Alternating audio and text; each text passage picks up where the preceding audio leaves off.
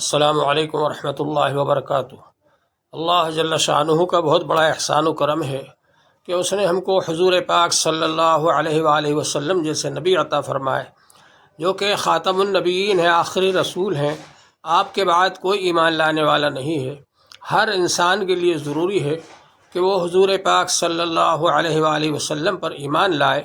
اور آپ کو اللہ کا رسول مانے اور آخری نبی مانے۔ اسی طرح سے حضور پاک صلی اللہ علیہ وآلہ وسلم کو اللہ جل شانہ نے قرآن پاک عطا فرمایا، جو کہ اللہ جل شانہ کی آخری کتاب ہے، اور اس میں انسان کی زندگی گزارنے کے لیے تمام رہبری موجود ہے، ہدایت موجود ہے کہ انسان کس طریقے سے دنیا کے اندر زندگی گزارے۔ اور حضور پاک صلی اللہ علیہ وآلہ وسلم نے قرآن پاک کو پڑھایا اور اس کی تعلیم دی، اس کو پڑھ کر بتلایا اور اس کے مطابق عمل کر کے بتلایا۔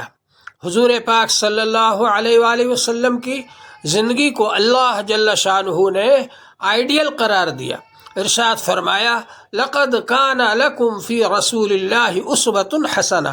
یقیناً رسول پاک صلی اللہ علیہ وآلہ وسلم کی زندگی میں تمہارے لیے بہترین نمونہ ہے۔ تو حضور پاک صلی اللہ علیہ وآلہ وسلم کی زندگی تمام انسانوں کے لیے ایک نمونہ ہے کہ اگر تم اللہ کا محبوب بننا چاہتے ہو، حضور پاک صلی اللہ علیہ وآلہ وسلم کے طریقے کو اختیار کرو اور اس کے مطابق اپنی زندگی بناؤ۔ اللہ جل شانہ نے ارشاد فرمایا، قل ان کنتم تحبون اللہ فاتبعونی یحببکم اللہ، اگر تم اللہ سے محبت رکھنا چاہتے ہو تو میری اتباع کرو، محمد صلی اللہ علیہ وآلہ وسلم کی اتباع کرو،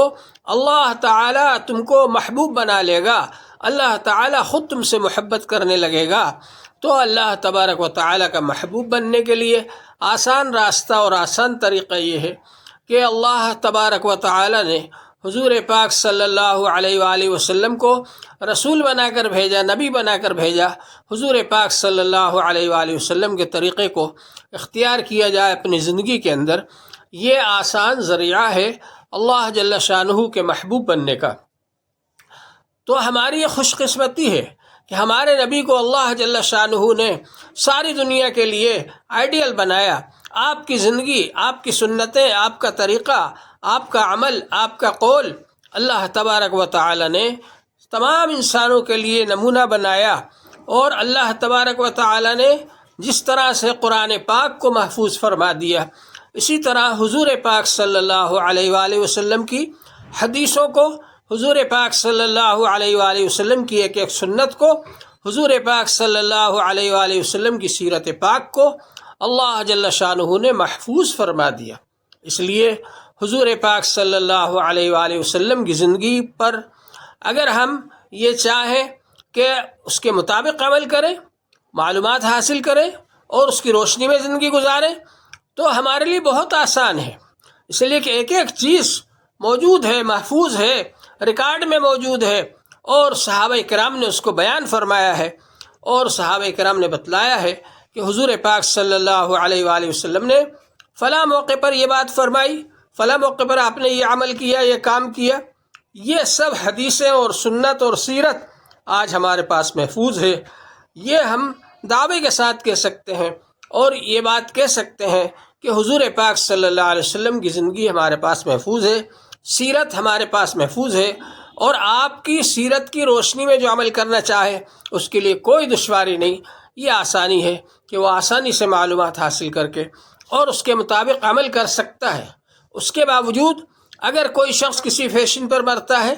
اور اس کو اختیار کرتا ہے، یا اگر کوئی شخص کسی رسم و رواج کو اختیار کرتا ہے، یا اگر کوئی شخص کسی ایکٹر کو اپنا آئیڈیل بناتا ہے، تو اس کے لیے بڑی محرومی کی بات ہے، وہ اس کے لیے بڑی بدبختی کی بات ہے کہ وہ حضور پاک صلی اللہ علیہ وآلہ وسلم کی پاک سیرت کو چھوڑ کر، اچھی سیرت کو چھوڑ کر، سنتوں کو چھوڑ کر، احادیث کو چھوڑ کر، قرآن پاک کو چھوڑ کر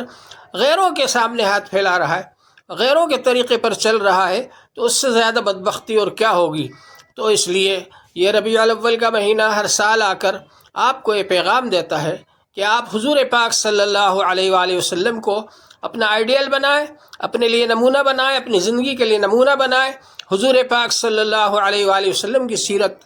قرآن پاک کی روشنی میں، اور سیرت نبی صلی اللہ علیہ وسلم کی روشنی میں ہم لوگ اپنی زندگی بنائیں، اختیار کریں اور اس کے مطابق عمل کریں۔ اللہ جل شانہ ہم سب کو عمل کی توفیق عطا فرمائے۔ وآخر دعوانا ان الحمد للہ رب العالمین۔